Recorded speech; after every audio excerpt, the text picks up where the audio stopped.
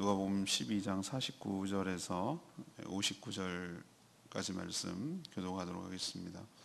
오늘은 2월 20일 화요일 아침입니다. 2월 20일자 본문 누가복음 12장 49절에서 59절까지 말씀 교독합니다.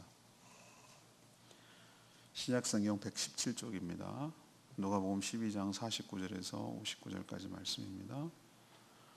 내가 불을 땅에 던지러 왔노니 이 불이 이미 붙었으면 내가 무엇을 원하리요? 나는 받을 세례가 있으니 그것이 이루어지기까지 나의 답답함이 어떠하겠느냐?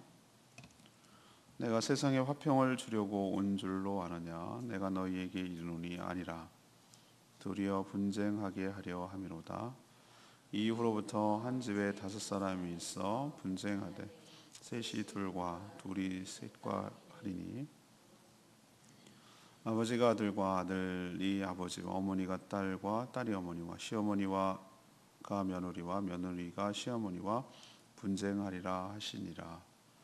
또 우리에게 이르되 너희가 구름이 서쪽에서 이는 것을 보면 곧 말하기를 소나기가 오리라 하나니 과연 그러하고 남풍이 부는 것을 보면 말하기를 심히 더우리라 하나니 과연 그러하니라. 외식하는 자여 너희가 천지의 기상은 분간할 줄 알면서 어찌 이 세는 분간하지 못하느냐? 또 어찌하여 옳은 것을 스스로 판단하지 아니하느냐? 내가 너를 고발하는 자와 함께 법관에게 갈 때 길에서 화해하기를 힘쓰나 그가 너를 재판장에서 끌어가고 재판장이 너를 옥졸에게 넘겨주어 옥졸이 옥에 가둘까 염려하라. 내게 이르노니 한 푼이라도 남김이 없이 갚지 아니하고서는 결코 거기서 나오지 못하리라 하시니라. 아멘. 오늘 말씀 키워드는 분별입니다.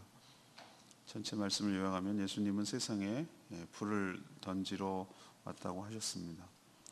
예수님 때문에 가족 사이에도 화평이 아니라 분쟁하게 될 것임을 예고하셨습니다. 그리고 날씨에 대해서는 예측을 잘 하면서도 이 시대를 분간하지 못하는 영적 우매함에 대해서도 책망하셨습니다. 또 그 집을 버리고 재판을 받기 전에 화해해서 옥에 갇히는 일이 없게 하라고 그렇게 가르쳐 주시는 내용이 오늘 말씀이 되겠습니다. 오늘 질문은 이것이죠. 성도는 종말을 살아갈 때 어떻게 해야 잘 사는 것입니까? 성도는 종말을 살아갈 때 어떻게 해야 잘 살아가는 것입니까?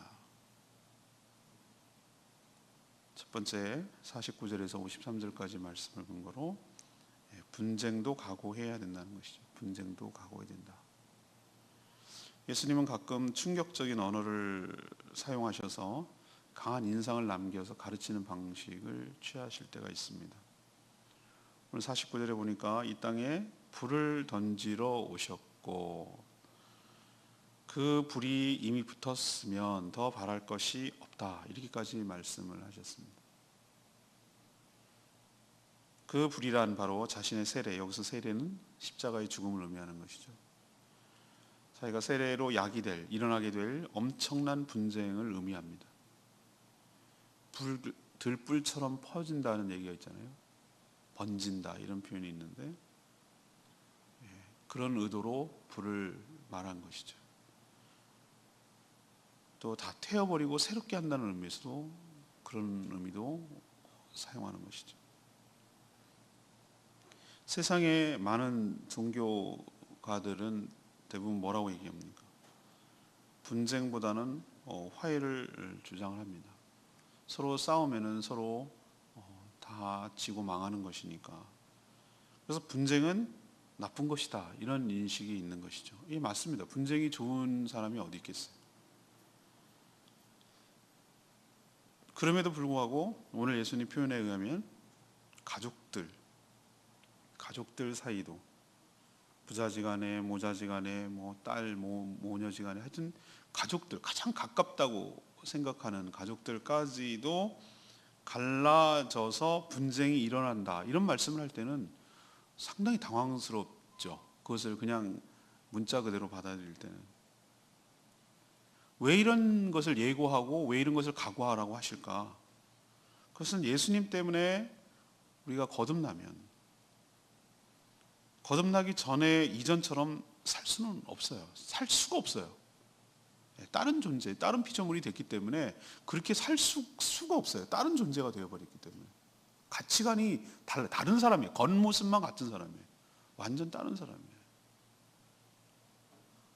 우리도 가끔 표현이 저 사람 귀신이 들렸나 왜 저래 이렇게 말할 때 완전 다른 사람처럼 느껴질 때, 뭐가 씌어도 단단히 씌었다 이렇게 말할 때 그런 것처럼, 맞아요.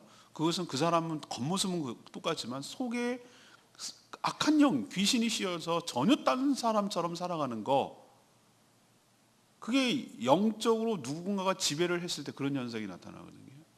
성령, 하나님의 영이신 성령님이 우리를 지배할 때 전과는 완전히 다른 사람을 살 수밖에 없어요. 남들이 볼 때 이상하고 낯설 정도로. 만약에 그런 일이 안 벌어진다라고 하면 난 예수 믿는 게 아니에요. 내 안에 성령이 없는 것이. 주인이 바뀌었어요. 그래서 전혀 다른 사람이 되고 추구하는 삶의 방향과 귀하게 여기는 가치관이 전혀 달라지는 삶을 살죠. 그러니까 당연히 무엇이 일어납니까? 충돌이 일어날 수밖에 없죠. 서로 바라보는 게 다르기 때문에. 그리고 분쟁이 일어나게 되죠. 이게 불가피하다는 거예요. 그런 의미에서 예수님이 오늘 불을 던지러 왔다라고 말하는 겁니다. 근데 여러분 기억하십시오. 분쟁이 힘들다고, 분쟁이 무섭다고, 싸우는 것이 무섭다고 그냥 잘못된 것에 순응하며 사는 것은 더 좋지 않은 것입니다.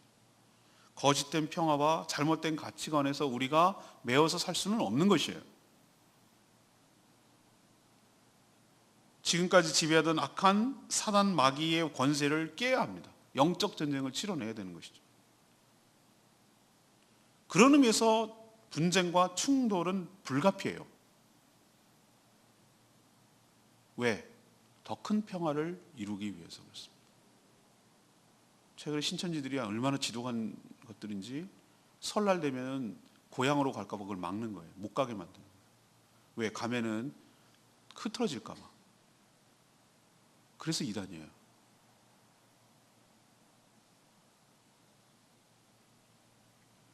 강제 개종이라는 표현을 써요. 그 사람들. 청와대 청원도 하고 다시 돌아오게 하는 일을 못하게 하겠다 이거죠. 자기들 아주 비정상적인 방법으로 그렇게 포교 활동을 하면서 가족들 관계도 다 갈갈이 찢어놓으면서 그걸 또 강제 개종이다 어쩌고저쩌고 그런 말 쓰는 것이 사람을 완전히 황폐화시켜 놓고 있어요. 그래서 그런 무리들과 영적 전쟁을 치러내는 일들은 불가피한 거예요. 그게 무섭다고 피하거나 그것이 힘들다고 포기하면은 그거는 안 되는 것이죠. 또 가치관이 다르기 때문에 가족들 사이에도 서로 신앙 때문에 어쩔 수 없어요. 이건 불가피하다고 얘기하는 거예요. 그렇다고 싸우는 게 힘들고 충돌하는 게 힘들고 그렇다고 해서 그들을 그대로 따라갈 것이냐? 그건 있을 수 없는 일이라는 거예요. 그것을 미리 예고하라는 거고 또 각오하라는 것이에요. 그런 현상들이 마지막 때에는 일어날 수밖에 없다. 우리나라처럼 가족주의와 민족주의가 강한 나라가 없어요. 한민족, 하나의 나라, 민족이라는 개념이 강한데 저는 그것도 허상이에요. 허황된 이데올로기라고 저는 생각해요. 수많은 종족들이 섞여서 지금의 모습이 나타나는 것이지 순수 단일 민족 그런 것은 없어요. 많이 섞였어요. 제주도에 슬픈 얘기를 해줄까요? 몽골에 100년 동안 식민지 지배를 당했어요. 수많은 자들이 나왔어요. 근데 무슨 단일 민족입니까?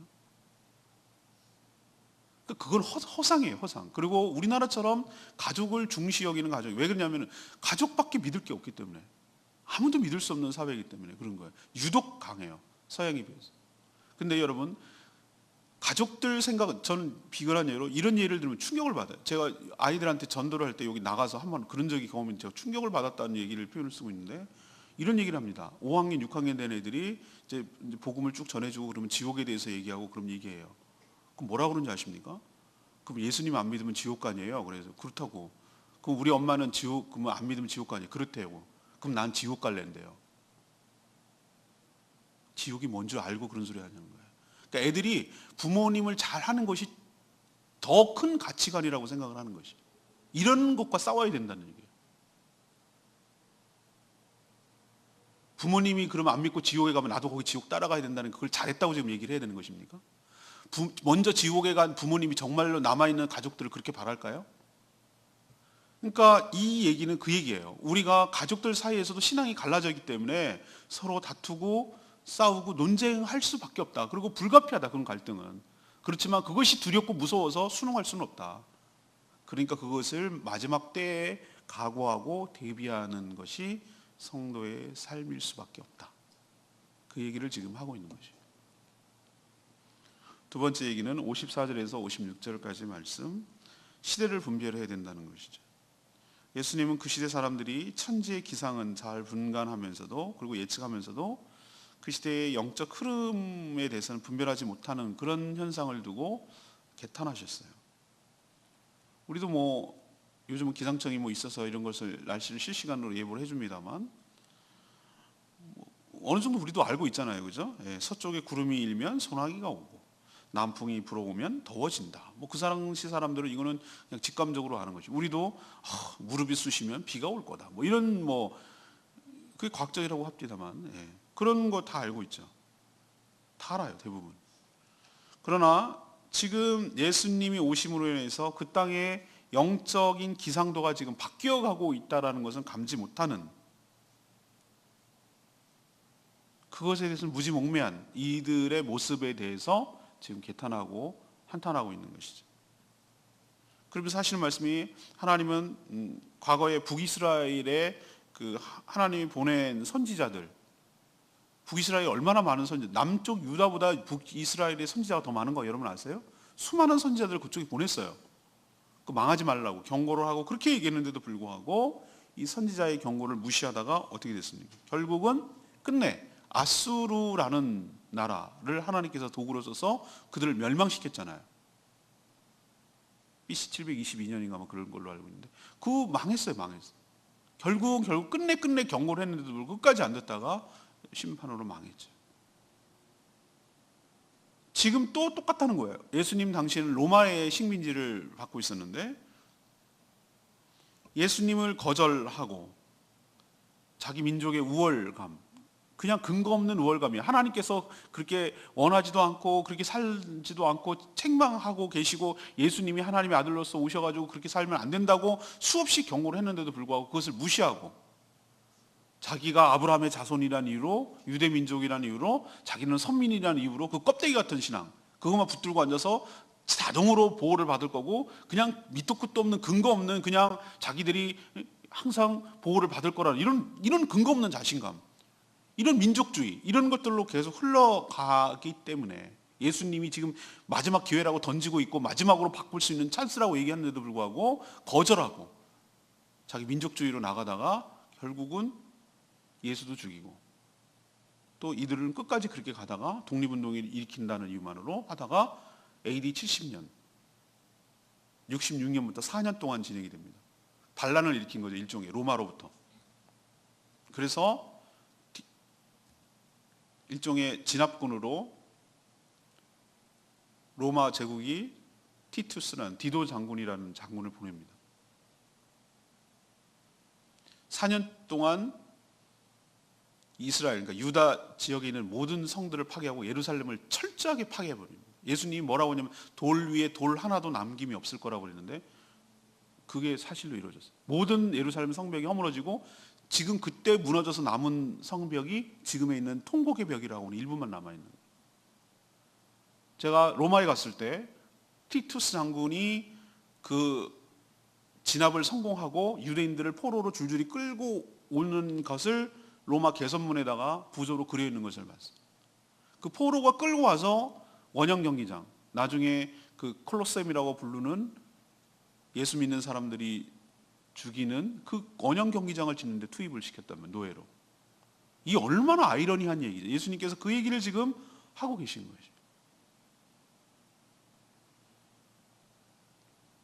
우리도 무엇에 관심이 있는가? 요즘은 올림픽에 관심이 많은 것 같아요. 집사람도 올림픽이 너무 재밌어서 책이 안 들어온다고 막 나한테 그러는. 제가 봐도 재밌어요. 올림픽이 끝나면 이제 뭐에 관심이 많겠죠? 우리 모든 사람들이 찜질방에 가면은 서로 수다 떨면서 얘기하면서 아줌마들이 주로 얘기하는 땅값, 금리, 선거 판세는 어떻게 될까? 어디가 맛있냐고, 맛집이 어디냐고, 이런 얘기.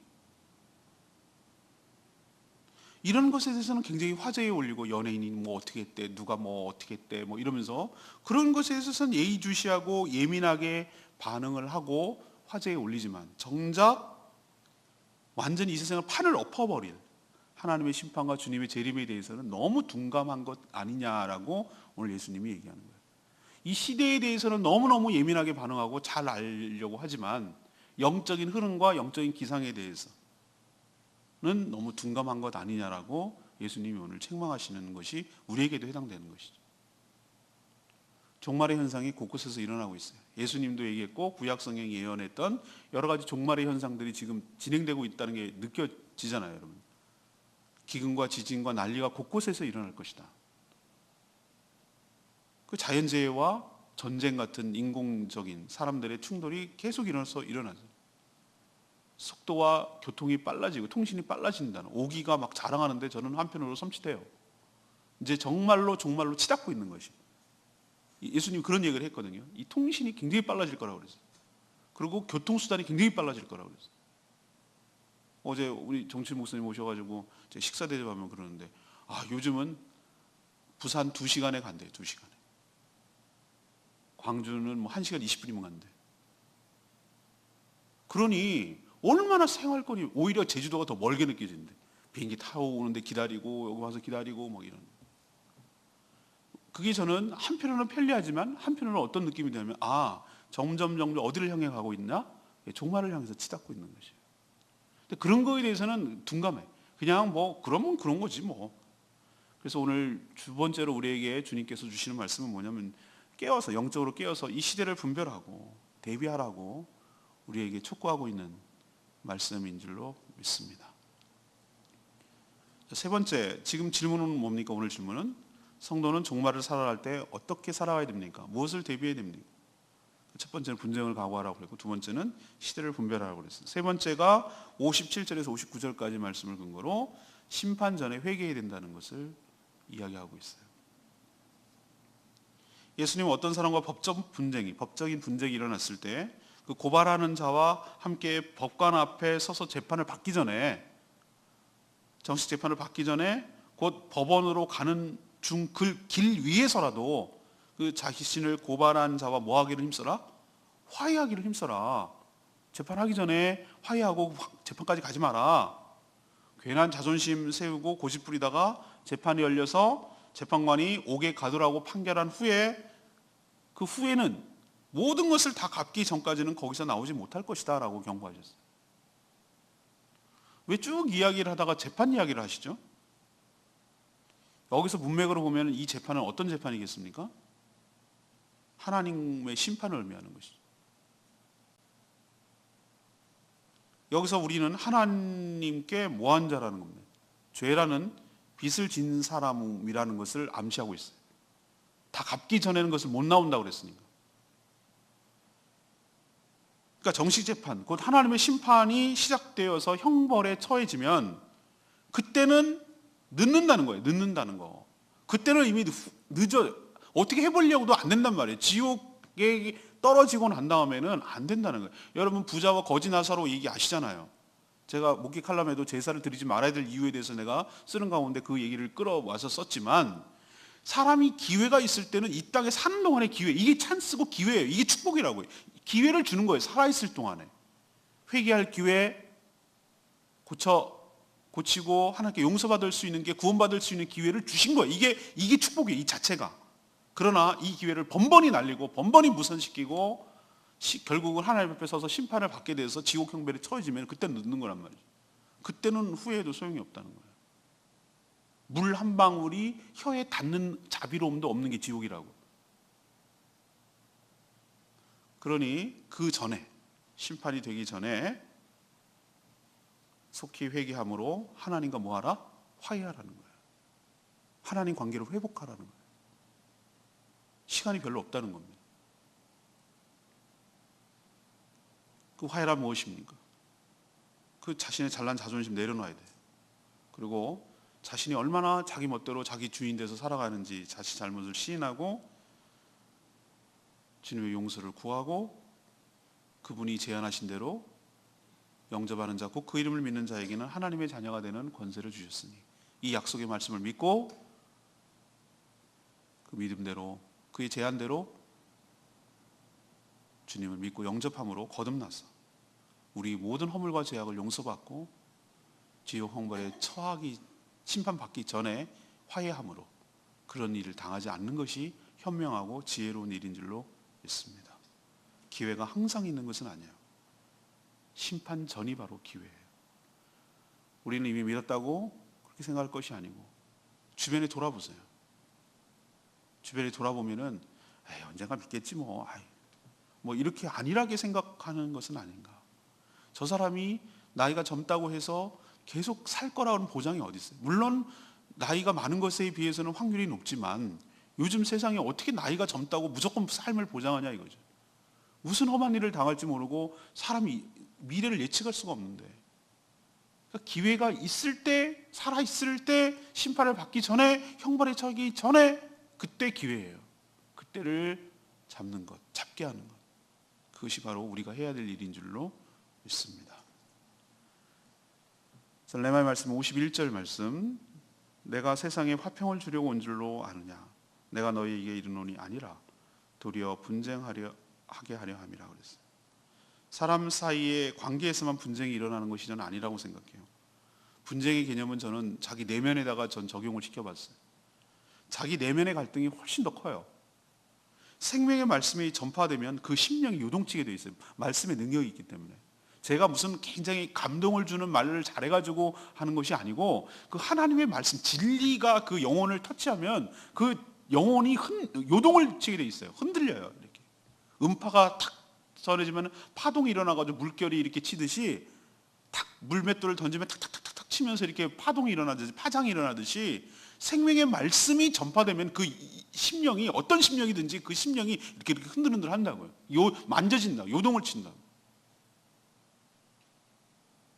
그러니까 기존의 가치관과 정면 충돌하는 거예요. 자기가 살아오던 여러 가지 패턴과 정면 충돌하게 돼 있어요. 왜냐하면 기존에 살아가던 가장 핵심은 뭐냐면, 내가 주체가 돼서, 내가 중심이 돼서, 내가 주인이 돼가지고 내가 내 식대로 살아가는 것이 그 전까지, 예수 믿기 전의 삶의 공통점이에요. 모든 사람들이 이 모양 저 모양 다 모양 저 모양 다 다르게 살아가는 것처럼 보이지만 딱 공통점을 하나 내리자면 자기가 주인 돼서 살겠다는 거예요. 근데 말씀이 선포되는 거 보면 네가 주인이 아니라 하나님이 주인이시라는 것을, 주인이 바뀌어져야 된다는 거, 네가 그렇게 살아가는 것이 얼만큼 하나님과 원수 관계가 되고 네 스스로 그렇게 살아갈 때 그 허망함이 끝이 무엇인지를 계속 얘기를 하니까 견딜 수가 없는 거예요. 내면의 갈등이 무시무지하게 일어나는 거예요. 휘젓고 부대껴서 견딜 수가 없죠. 중립은 없어요. 선택을 해야 돼요. 그래서 저는 오늘 이 말씀이 예수 믿는 사람과 안 믿는 사람, 그것이 가족 사이에도 갈등이 일어난다는 것으로 적용을 할 수도 있지만, 그 한 개인의 내면으로 들어가서 그렇게 살지 말아야 된다는 것과 그렇게 계속 살고 싶어하는 내 내면과의 싸움이 무지하게 일어난다는 거예요. 그런 의미에서 저는 화평을 주러 온 것이 아니라 뭐 하러 왔다고? 분쟁을 일으키러 왔다. 내 내면에 분쟁이 일어나는 거예요. 싸움이. 우리도 말씀이 정말로 선포되면 부대껴요. 힘들어요. 정말 그렇게 살면 안 되겠다는 내 마음의 막 그 요동이 굉장히 힘들게 해요. 근데 고기가 중요해요. 막 흔들어 놨는데 어디다가 중심을 잡고 어느 쪽으로 넘어지느냐가 중요한데, 그걸 했는데도 불구하고, 그런 게 있는데도 불구하고 그냥 살던 대로 살지 뭐 있어, 그리고 그대로 또 엎어져 버리면은 그건 아무 소용 없는 거잖아요. 그런 요동함이 있고 흔들림이 있을 때 바르게 엎어져야지.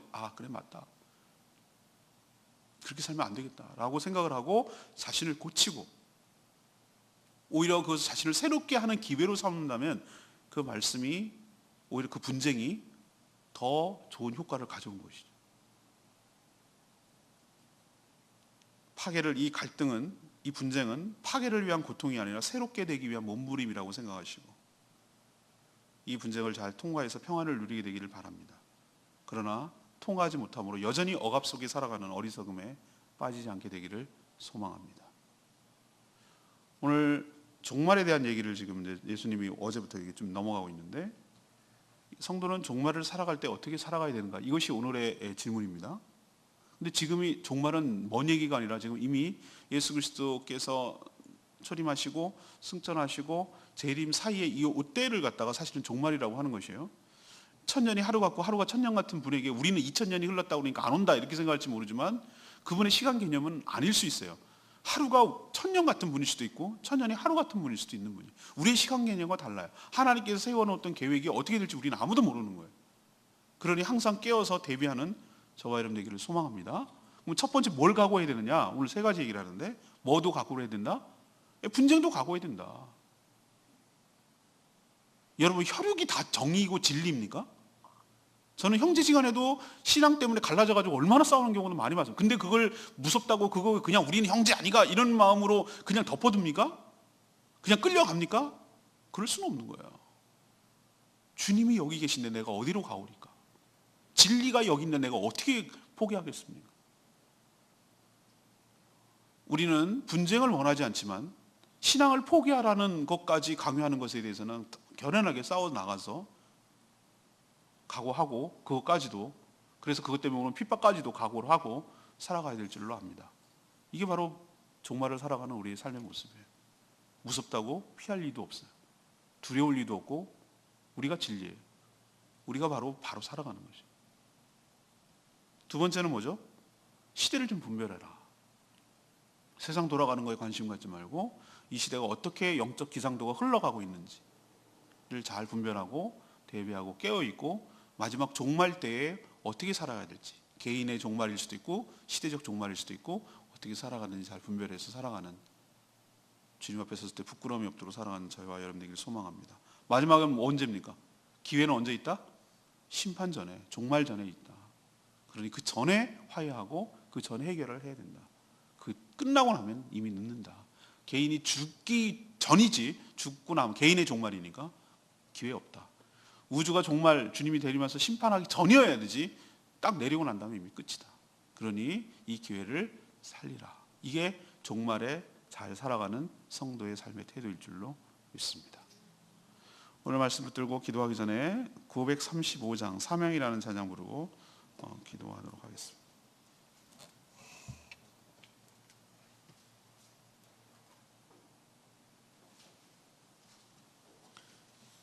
찬양집 935장입니다.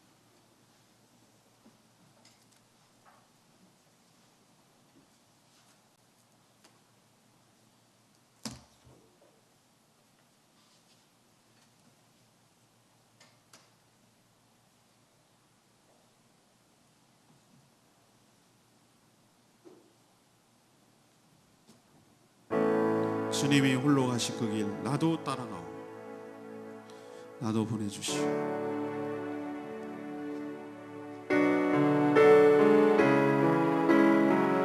주님이 홀로 가신 그 길 나도 따라가오.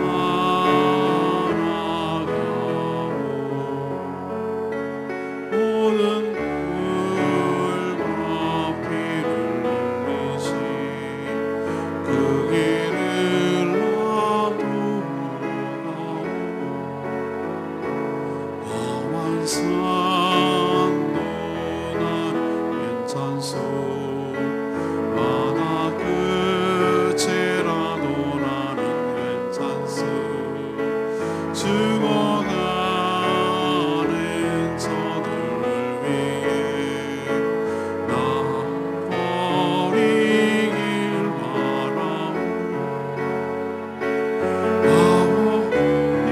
나를 보내주오.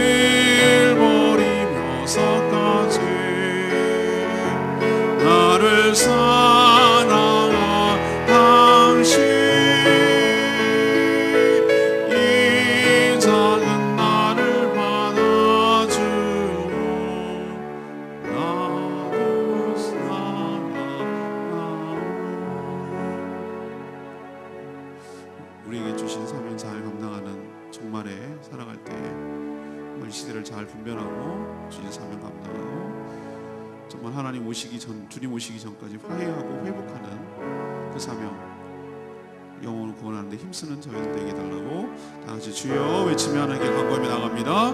주여 아버지 주님